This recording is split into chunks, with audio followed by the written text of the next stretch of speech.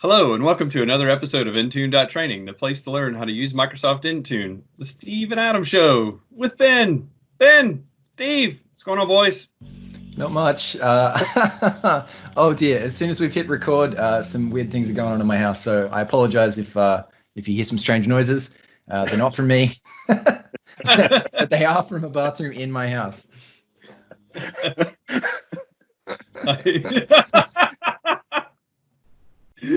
You have house guests, Ben? What's going on, man?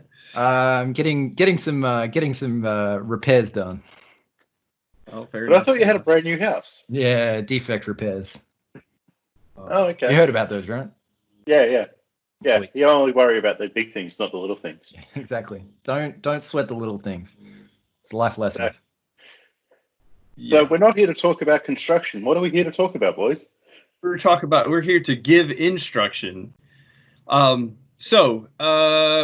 are like 42 episodes in on this whole project, and it has we read your comments, and one of the most common comments that we've gotten has been related to our initial, well, there have been several there's been some themes in the comments, but one of them has been related to our Autopilot videos, and it was related to the fact that we used a JSON file to image our virtual machine instead of going through the process of enrolling the device into the tenant the way that either your CSP or your OEM would upload it for you, or the way you could manually upload it. And we didn't really spend any time on the methodology around device uploads and hash uploads. And so a year later, almost, we've decided maybe we should go back and revisit that and go through some of the details on how you can do this manually, and also show you how we got that JSON file, because we apparently skipped that piece too. So there have been some blogs and other things that have pointed that stuff out. I think even the Microsoft official blog on Autopilot has a bunch of this information as well.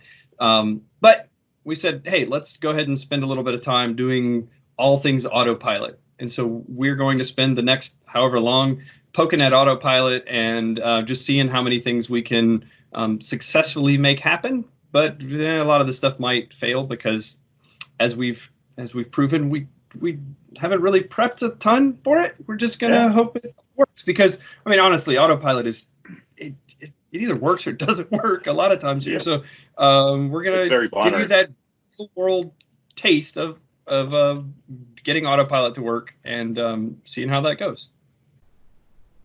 Sounds good to me. What do you think, guys? I think it sounds good. I'm gonna be on mute for a bit, but I will pop in from time to time just to let you know what's going on. We're gonna stay on mute all the time. It's fine, you know. Yeah, it's fine. Just make sure you unmute when you try to talk, because there's nothing more entertaining than watching somebody sitting there and trying to talk. Chatting with nothing on. Yeah, it was good. It's good. Here we go. How's that sound? All right. No, I'm going back into mute. I'll be back in a second. We'll talk to you later, Ben. All right. All right. So to get us started, I am going to share out my screen, and I've still got my background from the amazing TechSmug event from yesterday, which was now that by the time you see this, it'll be like 2 weeks later or something. But anyway, you should check out the Hasmug YouTube channel, because it's going to have all the cool videos from that, and it was pretty amazing. So the way we're going to get started is I simply have a Hyper-V VM that I have just installed Windows 2004 on, and I have the TPM enabled and Secure Boot enabled. To install it, I just used an ISO. I downloaded the business editions. This is probably from MSDN, and that's it. So I installed Windows 10 Enterprise. I'm going to go ahead and disconnect that so that doesn't bother us at any point during this. And that's it. I've got the checkpoints turned off and things, because who needs that? And here we are. So if you don't have a device that has been enrolled into your tenant by your OEM or by a CSP, and we'll talk about that in a minute, then you need to upload a hardware hash into your Intune tenant and assign an Autopilot profile. So I'm going to get this started because this process takes a little bit of time, and then we're going to go into our Intune tenant and then walk through all the different components that need to occur for this device to receive that Autopilot profile and to be provisioned into your tenant and identify with your tenant as part of the Autopilot process. So to do that from the client itself, we can hit Shift F10. Yep. And then we're going to go to PowerShell. And there are a couple of modules and things that you need to install to make this happen. Now, I have them listed here. What? Yeah, I'm prepared. You're prepared? Yeah. What? No way. Yeah. Yeah. Okay, well, just read them out to me. I'll just we'll go for it. I don't even have to go and pull this up. I was going to mention though. We did have Mr. Michael Niehaus on a couple of weeks ago, and he talked about his Autopilot troubleshooting script, and we have him to thank for much of the Autopilot scripting that exists today. So thank you, Michael. So probably one of the things to also call out while we're talking through this is to run this script, to get the hardware hash, you need to have Windows 10 1703 or higher. Because before that, it didn't exist on the device. It's to do with the MDM stack being added to Windows 10. Good to know. And hopefully you're not autopiloting brand new 1703 or lower devices. If you are, reach out on the comments. We'd love to talk to you and sort of tell you why you shouldn't be doing that. And help in a very nice way. Nice and exactly. Long-term service and branch and. Yeah. That's it. I mean, 1703 is out of support already, isn't it? Yes, it is. 18 months or whatever. So yeah, it should. Yep. Yeah. 12 months on those ones. All right. Yep. So the first thing you need to do here is you need to set up your execution policies so that all the other things don't fail miserably. So just set your execution policy to either bypass or unrestricted. At this point, it doesn't matter because the things that we're doing here don't save post out-of-box experience. So you don't need to worry if you've got security recommendations or anything within. Yeah, your policies will all reapply later and everything. And boy, we could talk at length about execution policies and why they don't mean what most people think they mean. But that's for a whole different video. All right, that's for a PowerShell video, not a Intune video. That's it. All right. So the first module that we're going to install is what's actually the first script we're going to get. Adam, I think we actually dropped the ball on something here, though, right? Oh boy. We haven't put out the big congratulations to Ben for his MVP. Well, I posted it already on the channel as a announcement. Surely he doesn't need more. I mean, come on. Sure. I do like the recognition, the applause, and the general abasement, but thank you. Yes, congratulations. Ben was awarded Microsoft MVP for Endpoint, whatever it is. Management. Endpoint Enterprise Mobility. Enterprise Mobility. EM, it's the same thing. Enterprise Mobility. What, May, right? The May or June? June. Yeah. It's been like 2 weeks. Yeah. So June 1st, he got awarded the MVP. So congratulations, Ben, and welcome to the club. That sounds awful. It's not really a club. It's just No, it's a gang. It's fine. No, it's a gang. MVP is a gang. Yes. But welcome, and we definitely expect great things out of you. Thank you very much. All right, cool. So we're going to install this script. Now this is Niehaus's script, right? Yes. Windows Autopilot Info is the name. Yep. Case sensitivity, because we're in Windows, doesn't matter. But hey, let's do it properly anyway. .ps1. Yep. It doesn't. No, it actually doesn't matter. Okay. So what we're doing here is we need to bootstrap into downloading this content. So the first time you ever run this, it actually pulls down the NuGet providers and all the things that your device needs to actually install modules and scripts from the internet. And the reason this works is because he's got his scripts published to a public repository. Yeah. Oh, it does matter. .ps1. No, You're so, right. no. It's going to fail again. It's get dash Windows Autopilot info. Yes.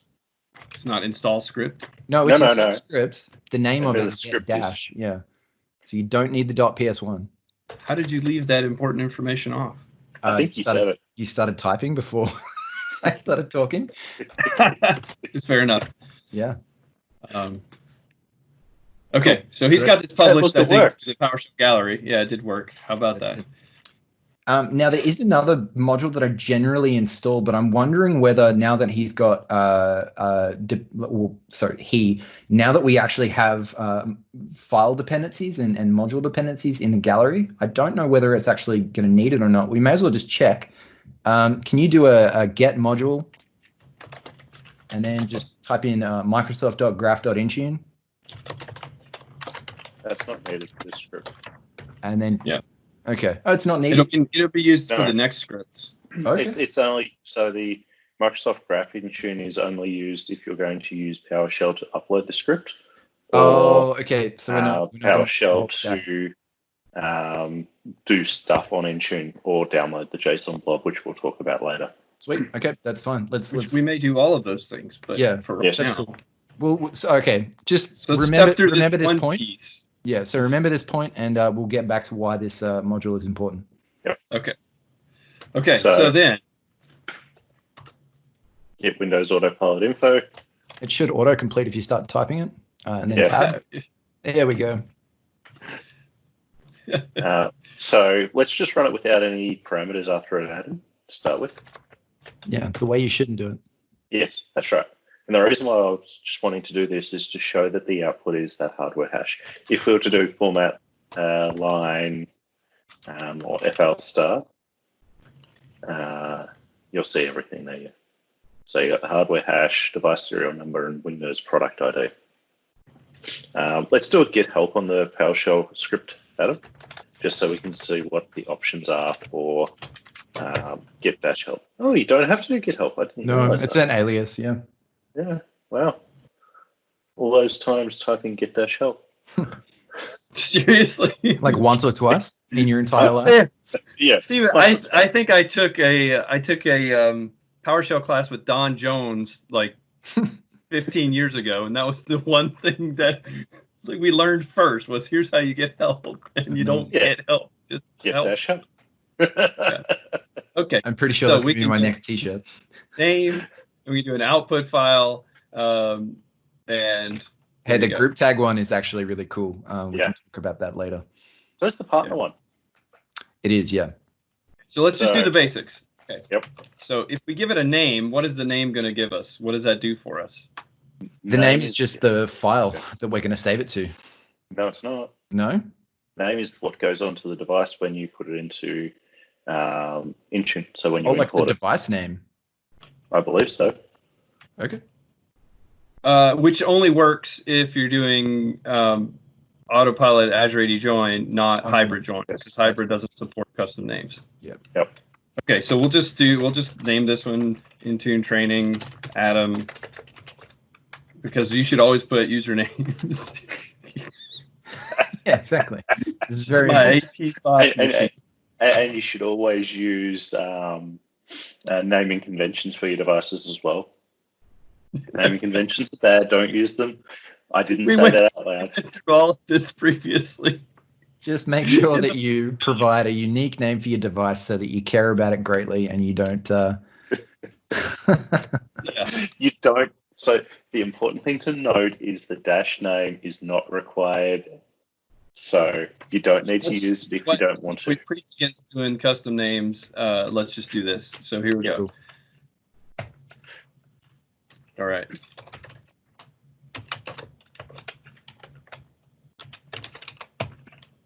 There it is. So we've generated. So this is the device serial number, and it's crazy because it's a Hyper-V machine. Yes. The Windows product ID is blank, which is intentional. Has a hardware hash, and that's it. Yep. Now, so let's try. Okay. Before you hold on, let's do just to prove this out. Okay, so then we'll just do test, and if we just do that to screen, Look at that. That can actually. That's work. a lot of red. Oh, I know what it is. Okay, you guys had the whole thing wrong. You can use this if you're on an environment. It's remote. Yeah, you can run this powerful. from so you can run this from a central machine and actually spin it out to hundreds of devices and store the hardware hash of those devices in a central CSV. So this would be perfect in a scenario where you're in an existing environment that is domain joined, and you want to do a mass upgrade or a mass upload of all of the devices into your new tenant. Yeah, and where you don't have config manager where you can dump the report. Exactly. So there we go. I haven't used that ever. So that's Online, I believe we'll publish it. Tab and let's find out. Let's do it. There you There go. we go. So it's playing. This is doing the manual steps that we were about to do, but we don't need to do them now. That's built correct. in. Yeah. So we just exported this to a CSV file, but you could run this remotely on your entire environment and have them auto upload all of their junk. Now, I think we're gonna have to authenticate to our tenant here in a minute. We will. Yes. But the cool thing about this is, so that Windows Autopilot Intune module has a couple of other modules that are required as dependencies. That's pulled those down as well. So it's got everything you need to authenticate using the ADAL libraries, which we're seeing here. So it's a full completed solution, which is great. So before we just publish that there, Adam, do you want to bring up the Intune portal just so we can see the number of devices that are already registered? Oh, I looked. It's 0, so we're good. I was more meeting for the video. To show that we're actually doing something. Nothing up my sleeve. Come on. Okay. All right. Stand by. Okay. So, if did you forget that we're recording? You will not go to portal. Endpoint. aka.ms. You'll go to endpoint.microsoft.com. This is the new place. So after August, whatever, this will be the new one. So Adam, the short name for it is aka.ms. MEMAC. MEMAC. Or DMAC. Yeah. DMAC takes you to the same place. Device management URL. Yeah. There are lots of ways to get here, but portal.azure.com will not be one in like a month. So 1st of August. Yep. Okay. Devices, and we're going to go and select Windows. Devices. Enroll devices will do. So this is kind of your central hub for enrollment. And then devices. And here's the thing. So if you're at devices and you go to Windows devices, that's not the same as your Autopilot devices here. So we'll go to their Autopilot devices, and we have no enrolled Autopilot devices. Now, you may have seen us do Autopilot for for several of our videos where we're doing this. In doing that, we've been using a JSON file, which we'll talk about again later on here.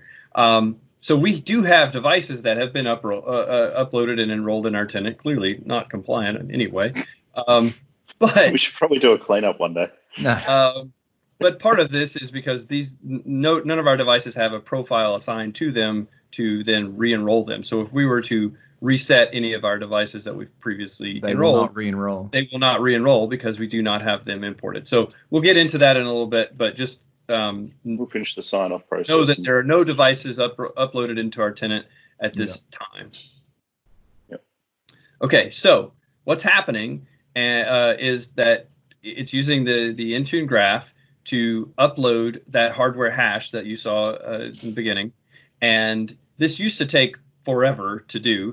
It would take like an hour or something. You just sit here and go. And the last couple of tests I've done, it's less than 10 minutes or so. Yeah, it still can take up to 15 minutes. But that's primarily so that waiting on what's happening is it uploads the hash to the tenant, and then it hits it kicks off a sync of your tenant. So that can take up to 15 minutes. So it's going to sit there waiting until it polls the graph endpoint and sees the device. So it takes a little while, but the machinations and everything going on in the background have already kicked off. So it's basically already there. It's just waiting for the confirmation. And the thing that is really cool about this one is that he's waiting for the confirmation for it to come back, and it will stop and say, "Hey, it's done." Now, the other day, I did two of them side by side, and I kicked the first one off, and it said "waiting for one of one." Whenever I started the second one, both of them updated and said "waiting for two of two." That's cool. Yeah. So it knows about the devices in queue in your tenant. I thought that was a really neat feature there. So it's unexpected. So, but yeah, if we go back to the portal. Yeah, we're not going to sit here and wait on this. No. We're going to go look at the portal now. Yeah. Just refresh that. Yeah, not so. Just this one. Yeah. Yeah. So I mean, it's the actual script that's running is as live as looking at the portal, basically. So there's no way to trick this into going faster. It just takes as long as it takes to actually get that hardware hash in. Now, while we're here, like we could, so if you were on a physical device, or it was an easy way to get a USB in this Hyper-V machine, or whatever, we could have taken the I'm not going to mess this up. It's not going to kill my session here. No, because it is just waiting for that sync, so you can cancel that and. Oh, that's fine. I want that to go through so we can see the whole thing. Sweet. So I saved our Autopilot CSV file here. So if I was to export this file or grab it off this machine in some way, or save it to a network share. Adam, go c:/program files/Internet Explorer /iexplore.exe. Just type in iExplore. Just type in. I don't think iExplore works directly from here. Press enter. Really? I've you have to have this the full all week. fully qualified path. So C program files. That's funny. Yeah. Internet Explorer.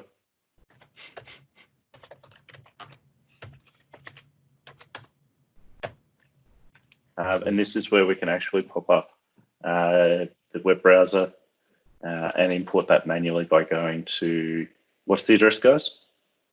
MEMAC or something. I don't know. AK.ms. Well, so Stephen, you're complicating it. What I was trying to say was, as long as if you get that CSV file in a way, you can just come here and import your CSV file. Yeah. However you go about doing it.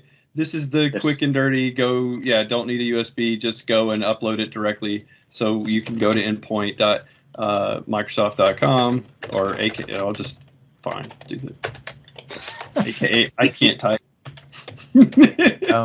Also, it's worth noting, just while we're on this machine, obviously we're sitting at the out-of-box experience, and we've got Command and we've got Explorer. This is a fully functioning machine, and we're actually running all of these things in the system context. Not anymore. It's really? running as default user 0. Default user 0, which gets wiped out after. Can you do a who am I on the command prompt? Yeah. Huh. That's cool. Yeah. It got changed about 1809 or 1903 time frame. Nice. So it's obviously still got admin privileges, but it's not running a system. So that's what I was going to say. It's somewhat. It's got security a good amount of access, but it doesn't have the same level system of access as system. Cool. Hey, look, it's already here. Look at that. Sweet. Yeah. All right. But have a look at your script. While we're here, you could have gone, if I'd have typed better, faster, you can go here and you can upload your Autopilot CSV. If you could open on that own for me. No. I didn't want to do it because I thought it might overwrite. No, it'll just say that it's already there. That's right. Okay.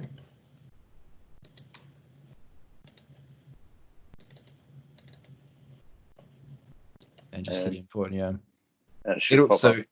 It'll take a little while, but what it'll do is it will error out and it will say this hardware hash already exists. What will also happen is if you try and do that and the device has been enrolled in a different tenant, it will also fail. Yes. Something that I continue to find out when I use my test devices in other environments and think that I can just very quickly test, and then I have to remember which tenant it's enrolled in. I keep running into that, and I don't know which tenant machines are in anymore. Well, that's where you just. I've got three. Yeah, I've got 3 Surface Pro 4s, And every single time I decide I'm going to use them, I have to boot them up into Ubi, figure out which company it's enrolled in just by the corporate background. Nice. It's great. The live Okay. consult. So, all right. We should follow a path here. Okay. We are. Okay. So we have a serial number. This is the same serial number on the site. So all we did was ran the two scripts, ran the one script, which then ran the second script to auto upload it. So like we said, you can run this in a batch and capture all the files into. You can even append them to the same CSV, or you can do it the way we did it, where you auto upload it or export it to a CSV, and any of the different ways. Point being, there's a hardware hash that needs to exist in your tenant so that you can then assign an Autopilot profile to that machine so that you can proceed further. Now on that screen, Adam, you'll see you've got profile status and it's saying not assigned. Right. Yes, because we don't have a profile. That's our next step. We're going to walk through the profile. But it is a really good thing. It is a really good thing to point out here that you can actually see this live. So if you've got dynamic groups set up, to sort of cache all devices that come into your environment, you can see this live, and it'll go from not assigned to assigning to assigned.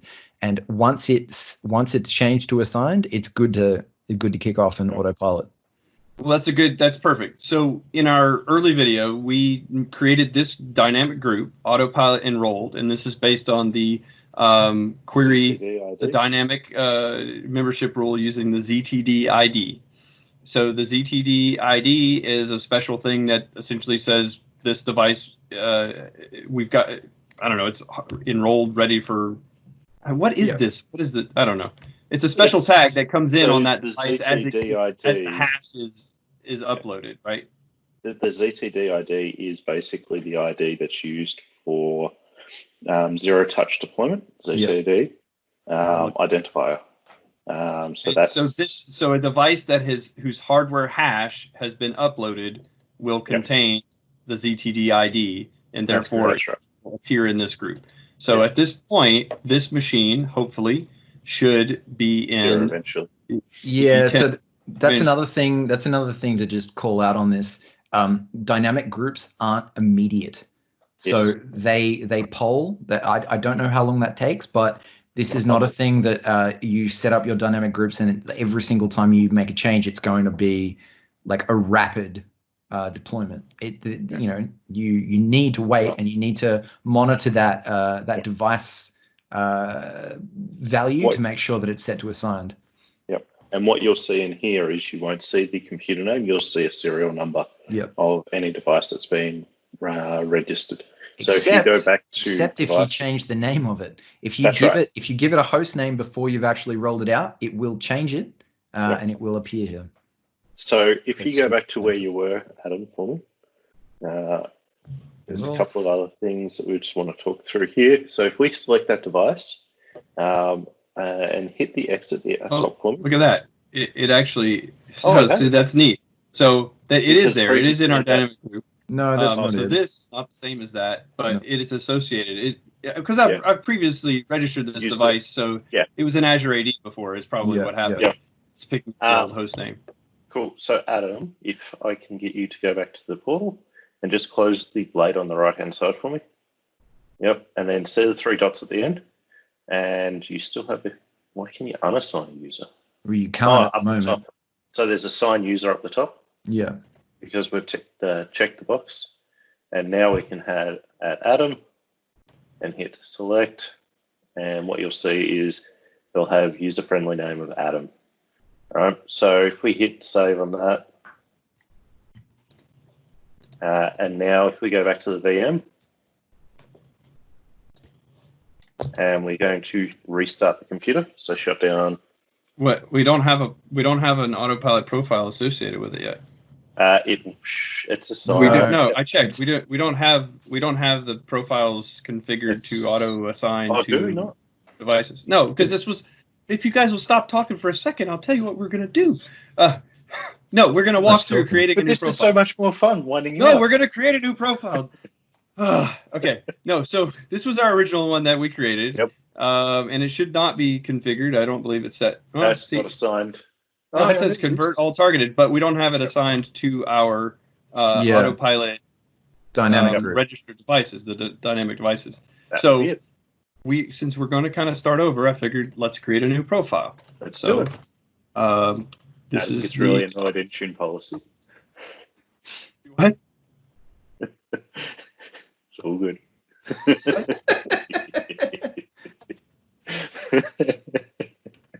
Put my underscores in there. Okay, so we're going to convert all targeted It's all devices. about the underscores. The important thing. You need some square brackets in there. Convert all targeted. I'm going to mute you. Convert all targeted devices to Autopilot.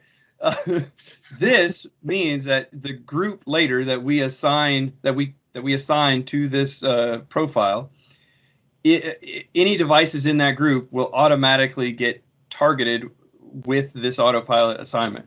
Yeah. So even if you were to go set them later, then they would later get the assignment as well. This is where if you did the offline or the JSON enrollment, this is where you would convert that sort of temporary enrollment into a permanent Autopilot enrollment. Yes. Yeah. That's what that one's for. Okay. So we're doing user-driven Azure AD join, right? And we're telling it to hide these things, hide the change account options. Yep. I'm going to make myself an administrator. You shouldn't do that.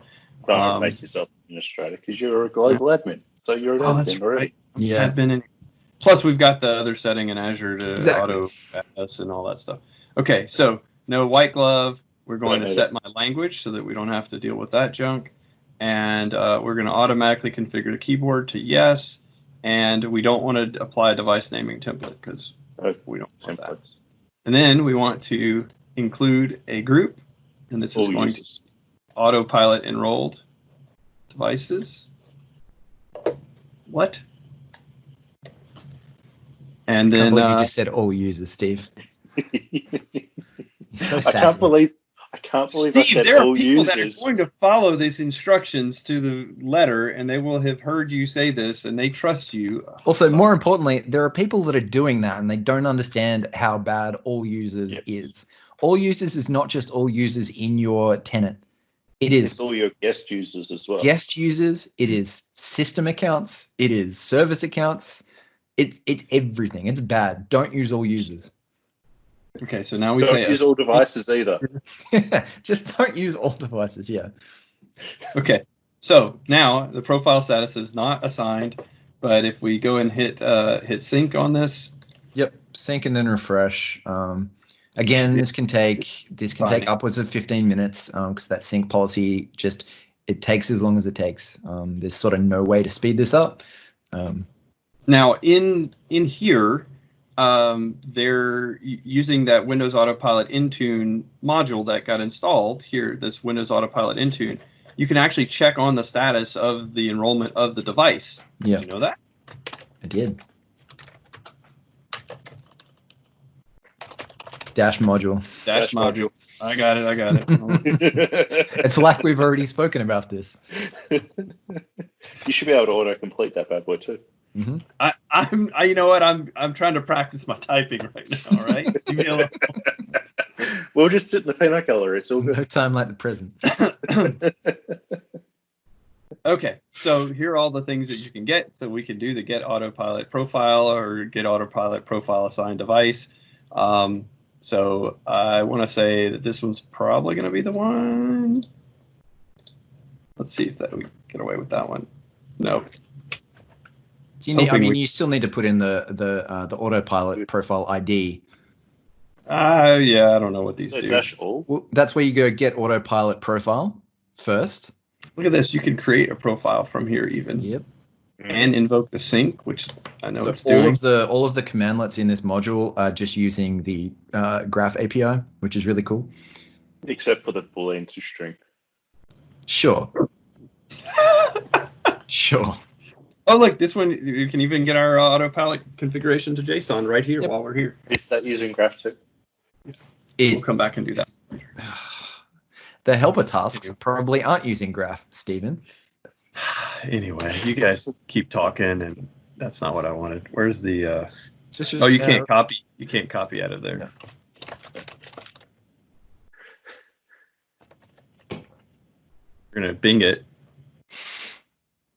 and Follow somebody else's Show down. videos. yeah, basically. I was hoping he'd have the link to the repo on this here. It doesn't. Nope. Oh, so glad we do this regularly. Anyway, so oof hours. He's Who's he? Michael. Michael Niehaus. This is where you're going to find the info on how to do it. So you can do things here. I give up, man. We have gone off the rails already. So you can get the Autopilot profile by, I want to say this is passing in the device ID and to be able to see what profile you're. No, it's the Autopilot is it the profile ID. Yeah. So if you just type in get Autopilot profile, it's going to give you all of the profiles you've got, and then you can grab the ID from that. So just type in get Autopilot profile. I always think that it's going to do it, but I never have enough letters there. Yeah, just run that bad boy. So we should get what, like 4 or 5 back? Yeah. 3. Cool. So select one. Yep, grab that and then run it again.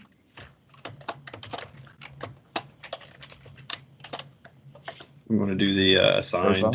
Device assignment. device assigned. It's Profile assigned. file assigned device ID. There we Pending. go. Cool. That. So go back to the portal. We should see that as well.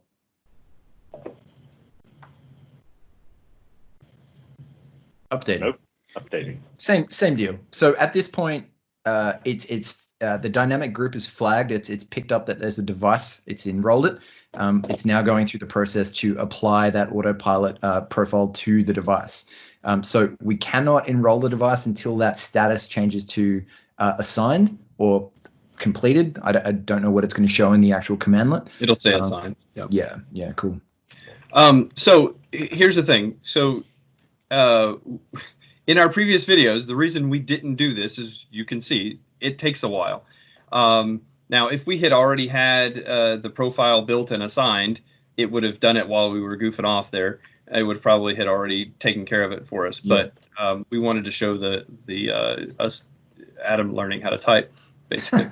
So, but what is also in here that we saw in that module? So the script automatically installed this, but you would do the install module Windows Autopilot Intune to Windows Autopilot. I can't type. I need a new keyboard.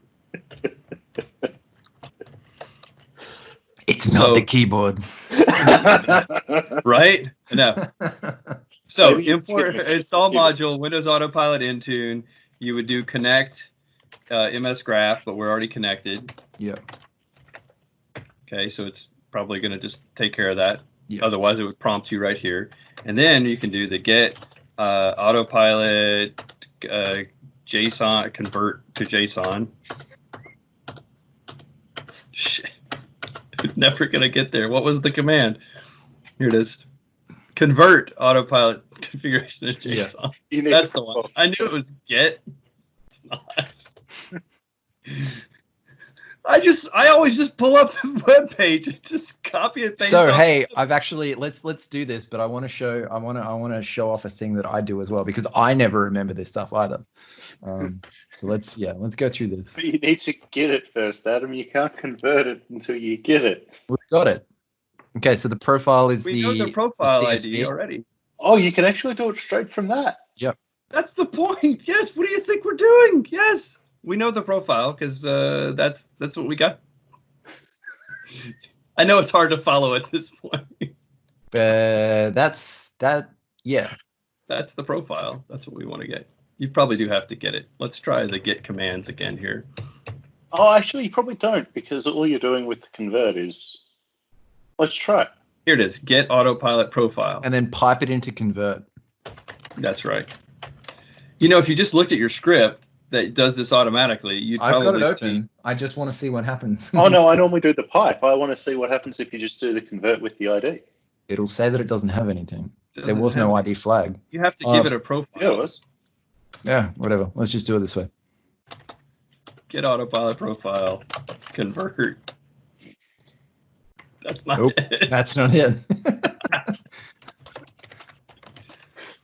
You know, a paranoid person might say that your keyboard's been I maliciously. can't talk and laugh at the same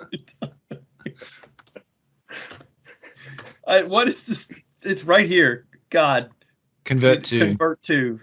Yeah, Ugh. just copy that bad boy. This is awful. You got this. People are gonna stop watching.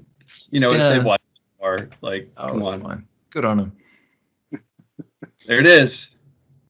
See, we got all the profiles though, so Because we did get Autopilot Profile and got all of them, right? So we Right. need to select just one. But so Select what one. this is doing is it's showing you programmatically what the Autopilot Profile that we created manually through the GUI or through the portal.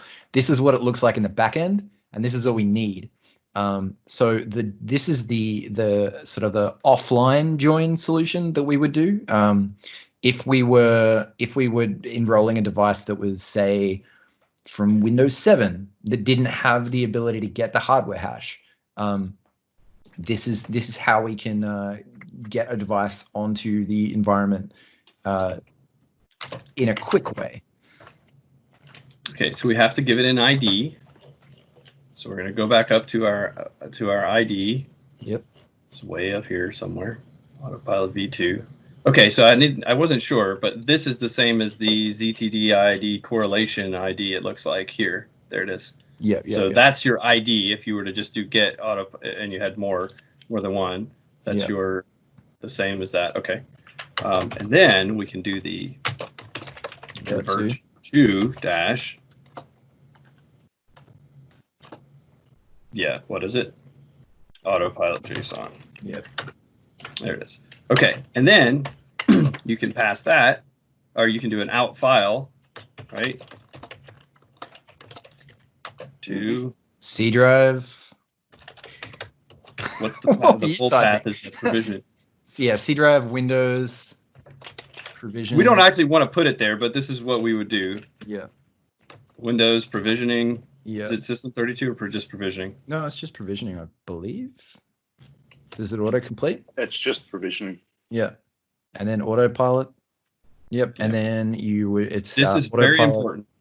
Autopilot configuration file .json. And what's cool about this is that unlike everything else in Windows, this is case sensitive. So everything that Adam's written there, if he's done it correctly, is how it needs to be done. It is correct. So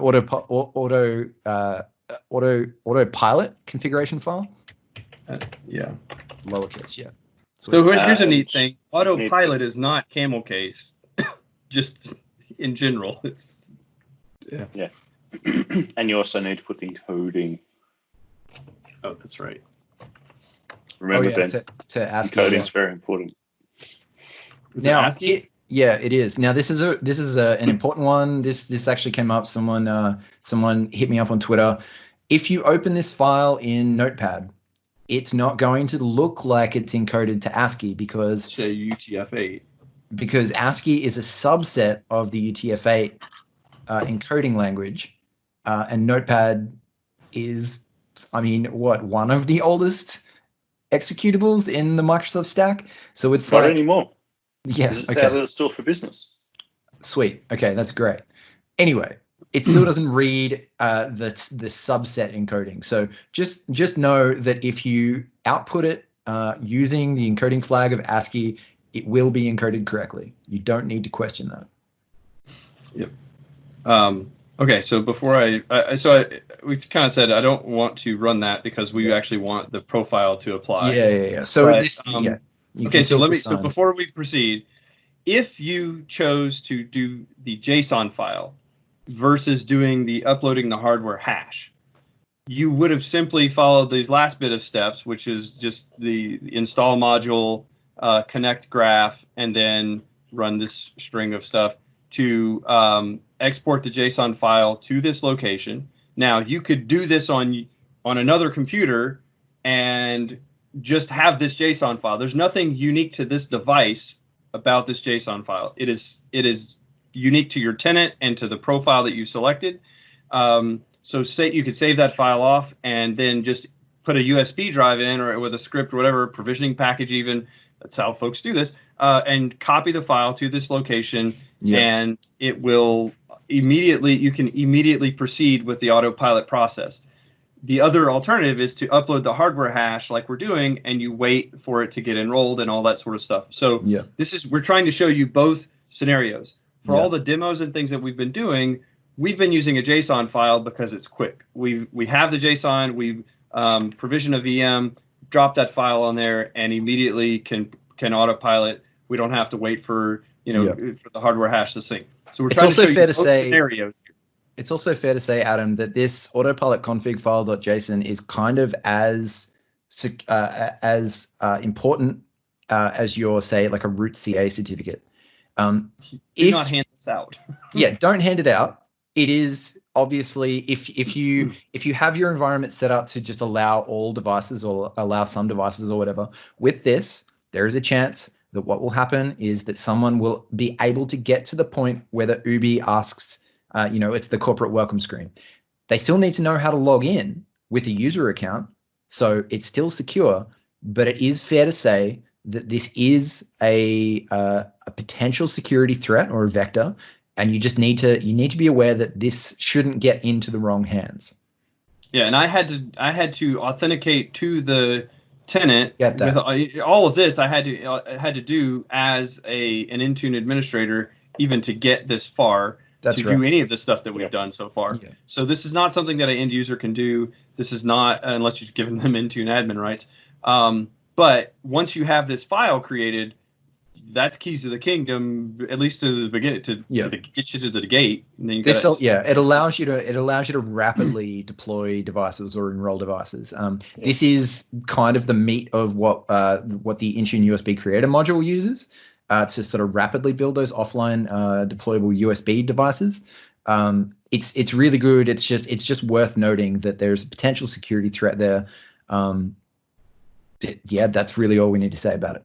Be careful with it.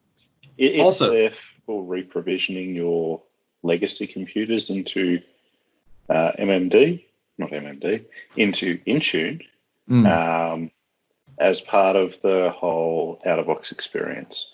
So think of your task sequence where you can sit there and inject this into your Windows 7 computers, because, as we mentioned at the top of the show, you can't get the hardware hash for computers that are running an operating system earlier than 1703. That's where this whole comes in, where you can go lay down a brand new operating system and then inject that JSON, and everybody's happy. It's just a significantly faster way to do it. So, we've basically shown that, you kind of have two options. So if you're working with a device that's using a non-supported operating system and you've just thrown on the latest version of Windows 10, you have two options at play here. You can capture the hardware hash and import it and wait, 15, 20 minutes, or you can do a little bit of work beforehand, grab that JSON file, throw it in, build the machine. You're up and running in, 10 minutes as opposed to 15 minutes to get it ready and then enroll the device. Yep. And so this page I've just brought up here, this is the Windows Autopilot for existing devices. And if you're running in a config manager environment, you may have seen that there's a task sequence that allows for this as well. And this is what it's doing is it will wipe the device, and then it will drop the JSON file on there. So that you don't have to upload the hardware hash. It just goes ahead and provisions it. And so this is the steps that we just followed. They have a different code, but same result. Now this is dumping it out to your desktop, and it's doing a for each of the profiles. So that's kind of cool. But anyway, this is the same thing. So this is the walking you through creating a task sequence for doing this. So if you've ever done this, if you've ever looked at this, that's what's happening in the background. That's what Autopilot for existing devices is. It's just a rapid way to provision your devices without having to mess with the hardware hash. Yeah, so exactly. if you've got a good relationship with your OEM or a CSP or anybody that can upload the hash for you, the devices would appear the same way. Your vendors will be able to upload your device into your tenant the same way and be able to take care of you here. So ideally, you don't want to be in the business of having to do this for each new device, because I want to be able to ship a device directly to a user. So if you can have that hash uploaded into your tenant by your hardware vendor, then you can ship directly to a user, because you can auto assign them the profile and all those things. So that's why having that relationship is great. But we understand that you're going to have devices, if you're converting from on-prem to Azure AD, then you need some options. So I mean, the plethora of options here. Yeah, the other thing to note in there as well, just to jump in, is if your environment's running Config Manager and you have devices that are running Windows 10 1703 or higher, there are reports available where you can just export that natively from Config Manager and import it into Intune.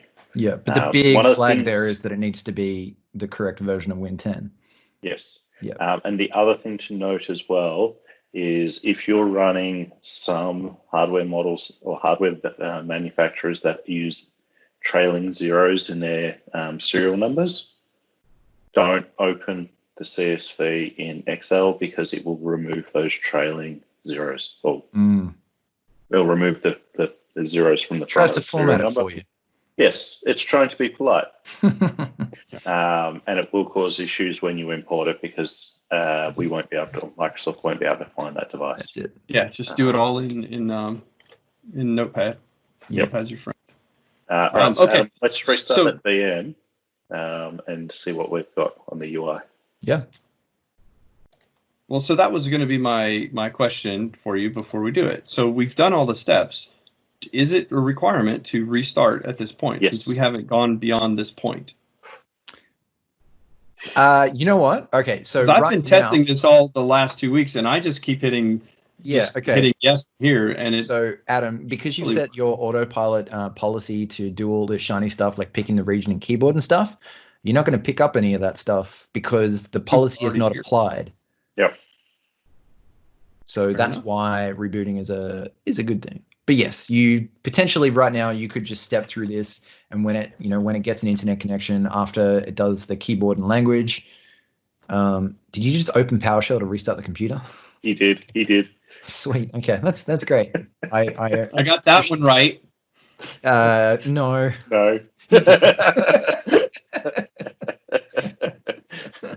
You just want to practice your typing. That's what I meant. I am capable of typing a PowerShell command incorrectly occasionally. I want to use a little segue while we're waiting for this device to spin up. So the whole offline JSON, it's something that I use quite a lot with my, one of the things that I have to do for the clients that I work with is rapidly provision lots of devices to just verify applications deploy correctly, that all the policies work the way they're supposed to, and just get that level of trust with the client that maybe doesn't believe that the solution that we're providing them is as good as we're saying. So, if I can show them that I've got 20 machines all in a row provisioning exactly how they're supposed to, then, we build that trust. And I use the offline JSON solution in every single scenario that I do. So I've got a Hyper-V server, and I'll just I've got a module that we've published that we just hit up and say, I want 20 machines, use this JSON file, and it builds it up. And then we can just show them that every single device is going to be exactly the same. All right, so I'm jumping into Config Manager for a moment. I know we don't generally do this on here, but I'm giving it a shot. Weird way to pronounce Intune. Yeah, I know. It's a weird way to pronounce mem. Yeah, some of us are stuck in legacy land. What can I say? So let's have a look at that VM, the Autopilot one. Yep. Okay. Wow, it skipped all the things and it's ready to go. Look at that. That's it. Yeah. All right, let me type in my super secret password. My password is 123. Yeah, the important thing to note here is the reason why it's saying, "Hi, Adam Gross, welcome to Intune training," is because we assigned it to Adam in the Intune portal. Yep. Yes. If it was not assigned to You me, don't it need would to do just that. ask me for my username. That's Or- right. But it is a Not nice your UPN. personalization. It is a nice personalization. So if you're in a position where you've done your massive rollout and you're now deploying, one machine a week to new staff, and you have the time to do this, it is a nice touch, and it's something that people are going to notice, and they're going to appreciate it. Or an example would be you've got a CSV that has the serial number to user. Yeah. You can go and do that really quickly programmatically. Yeah. Here's what's really cool. We've got two-factor auth enabled on our tenant. So Yes, we do. I had to do two-factor. So I just opened up my phone and did awesome. and responded to Authenticator there. So from a security point of view, make sure you have this turned on.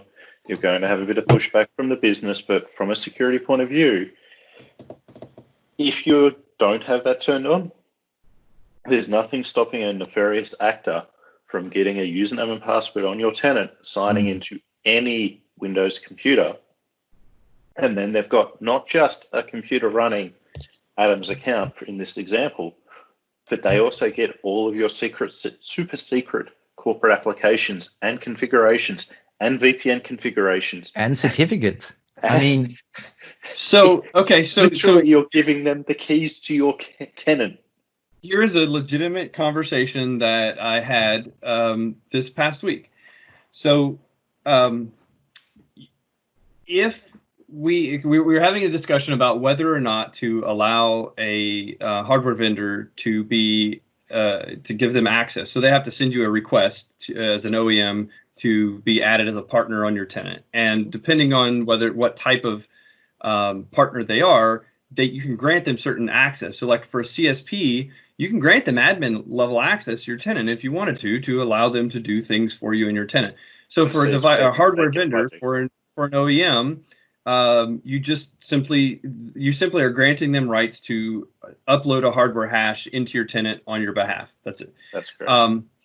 But we had this conversation around securing this piece, because if a malicious actor at a hardware OEM knew that they had uploaded what tenant they had just provisioned a bunch of devices to, so they've now done what we had to use Intune administration rights to do, uploaded a hardware hash into our tenant. They could turn that computer on in their facility across the world, and if they had a username and password only, and you didn't have two-factor authentication, or if they had even compromised that, they could technically build a device on your Azure AD tenant from anywhere. So exactly. That's kind of an interesting. So make sure that you've secured your user credentials in a way that prevent them from getting in further. But the important thing to mention there, though, Adam, is if you don't have the allow Windows non-registered Windows devices to be enrolled into the tenant turned on, any account can go in and actually just go and register a device. So limiting it to the corporate devices. I know I explained it poorly. But if you go back to the endpoint portal and you go to enrollment, and we have the device type restriction, and click all users for us. And we actually have a whole video on this. We actually talked about this previously. Yeah, and this is where you have Windows MDM. We've got it allow for everything because, well, it's a test tenant. We do non-necessarily secure things, but where it has personally owned Windows MDM should be set to block. Yeah. Should always be set to block, because you don't want just personal devices or any random device added to your tenant, because they can get additional access. And not just that, it also comes back to, you don't want to be sitting there and prompting all of your users to say, do you want me to manage your device? For sure, yeah. Yeah, and so in case it wasn't clear what he was saying, so if we were to take the same machine that was sitting at Ubi, and we had not provisioned it into Autopilot, you get to a point where it says, who are you? Do you want to sign in with an online account or with a domain or local account? And I could type in my Intune.training credentials right there. And if we didn't have these restrictions turned on, so currently we don't, it would have allowed me to enroll that device into my tenant right then. But because we have two-factor on, someone else hopefully should not be able to do that with our credentials. So that's kind of the deal. So those of you who've been watching our keystrokes, trying to figure out how to log in our tenant, you're not getting it. But also, then again, I'll approve anything that pops up on the authenticator. So go ahead. It's also fair to say that it's 2020. If you don't have MFA or two-factor authentication set up in your environment, what are you doing? Like, it's just do that before you do Autopilot. The standard, like the base standard, is that you have at least some kind of device that has nothing to do with your environment that you own that will verify who you are. If you don't have that, you're kind of inviting the risks that will appear. Yep. As well as self-service password reset. Do that as well. Your users will love you for it. Do it. Now, here's another cool thing that I've recently had to deal with. So, spam is bad. Tell me another option. Device Enrollment Manager. Look, yes, it works. It will do what you want. And this. So, what a Device Enrollment Manager is the ability for a generic account or an admin to go and set up a device to provision it into a tenant. Up until the point where we had the ability to change up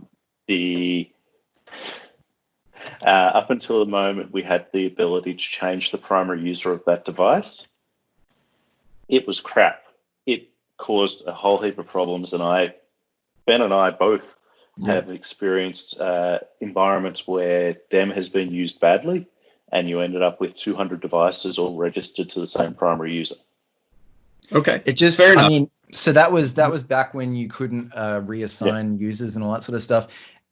I think the main thing here is just to sort of reiterate that the entire point or the entire benefit of modern management is that you're empowering the user to own and manage the device based on the policies that you're setting up. So if you take most of that away from them, then you just sort of lose that sort of the magic of it.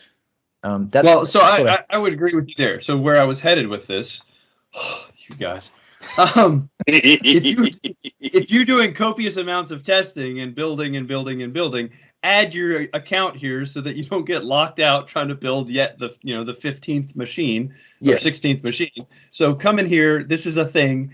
And add yourself in if you're going to be building a lot of test machines. Your points do stand. What I was trying to say was just that testing this is a great thing for you. Also, there are cases, I've had some discussions with folks where they're, especially in the EDU world, where this gets really challenging because you don't want a 7-year-old doing this. You need to take care of some of this stuff. Why not, Adam? So, there are definitely cases. Hey, listen, 7-year-olds have got iPhones. They know how to sign into things. They can have MFA. 8-year-olds can take care of it, just not 7-year-olds. Oh, I see. What about 7.5? I don't know, man. All right. Maybe for another video. But maybe they just need to go watch Intune or watch Coding with Caroline. That's all I'm saying. Maybe. Nepotism. Okay, so before we go, because I think we're gonna go. Here we go. So we're going to set up our Windows pin. Now, one of the important bits, as Stephen taught me, I'm not running an enhanced session so that it does actually prompt me for this. So the other point to make regarding enhanced session is if you're signing in as a standard user, which is the default that is highly recommended for Autopilot profiles, even if you're a global admin, you get set up as a standard user. You can't use enhanced session because it's trying to use RDP rather than trying to use native console. Yeah. Oh, Adam, I've got to show you something really quick. If you go to start for me. Oh, and type in company portal. And right click on the company portal icon. Up the top. And more. Oh, it hasn't. The policy hasn't synced down yet. What are you doing? Oh, that's amazing. I'm so glad you showed that to me, Steve. Can you just type in company portal in the start menu? I'll have the same problem. It already. No, it won't. look, I'll let that sit because I'm going to go over here and show you this real fast. Okay. That while that's happening. Okay, so there's a report over here somewhere. I don't have I don't have reports enabled. Turn on the reporting feature. It's fine. This is my lab. Okay. Anyway, there is another Let's option turn here. it on and we'll wait. Right. I have to figure out how to install reporting services. Actually, I've got the Power BI stuff turned on. Okay, so I'm going into the code management settings because this is another way to do this. I think, isn't it? Isn't it in client settings now? Well, isn't it? Well, this is the automatically enroll in Intune. That's part of co-management. Yeah, that would work because then you just drop it into a group. If in this, then it will get enrolled into Autopilot. I believe what you are referring to is the client settings to auto register, auto join Azure AD. Yeah, registered Azure AD, right? Which is the same thing. Automatically register a new Windows 10 device in Azure AD. Well, it's not the same thing though. Well, no, because it doesn't move them into Intune. This moves them into Intune. If you have Intune set up to auto enroll on any device, auto enrolled into Active Directory, it will. Okay, fair enough. All right, so let's go back to the options. There's things. Okay, what do you want to show me? All right, now we have it. Now if we go to Start and right-click on the company portal, you now have sync this device right there. Oh my goodness. Yeah. Gracious. It's amazing. You can also get it if you just search company portal. It comes up as an option in the start menu. Yep. I know you really wanted me to do it. I think it's better. It's fantastic. Sure. But how much easier is that if you just want to quickly sync something rather than having to wait for the app to load and then hit sync? And you can go open the app to sync. No, that's very nice. I like it. Awesome. Well, I mean, we can tell we got policies because remember that one video where we were trying to get a cool background and we couldn't make that happen. So clearly things are working now. We did it. This was a successful demo, gentlemen. We should hang it up. We should just be done. It was awful hard to get here. There's way better videos out there to go watch. If you made it this far, though, you've already missed the chance. Yeah. All right. So we are going to talk about some more advanced ways to do some things and revisit some other stuff as we go forward. We know that things are changing in the portal and all sorts of things, but we really just wanted to address that specific thing, mainly so I can just paste that as a response to comments now and just say, come watch this new video. Yeah. So hopefully you found this one helpful, but I'm sure you'll find something else that we missed in here. But yeah, I think you guys have anything else you want to cover? No, I think we've covered, like the takeaway here is there's many ways to skin a cat. There's many ways to get the device enrolled into your environment. There's security implications with a couple of them. They're fairly well mitigated as long as you've got multi-factor authentication set up. Just make sure your environment is nice and pretty before you start going to try and automate some of those enrollment processes. And Stephen, this is the thing you were saying, right? Yep. Okay. So in my production environment, we have it set this way. And so and then devices won't show up until you do it, until you enable it in co-management. So this provides you that. And this is partly because we don't have the settings set to block personal devices and things. This is a great way to do it. You want to restrict it until you have all those other things in place and all that stuff. Yeah. So cool. Let's wrap it up. All right. Just want to keep going though. I do. Talking. Let's do another video after this then, yeah? Yes. All right, let's do that. Yeah. All right, cool. Hey, thank you guys. We'll catch you later. Thanks everyone. See you later. Bye. Bye.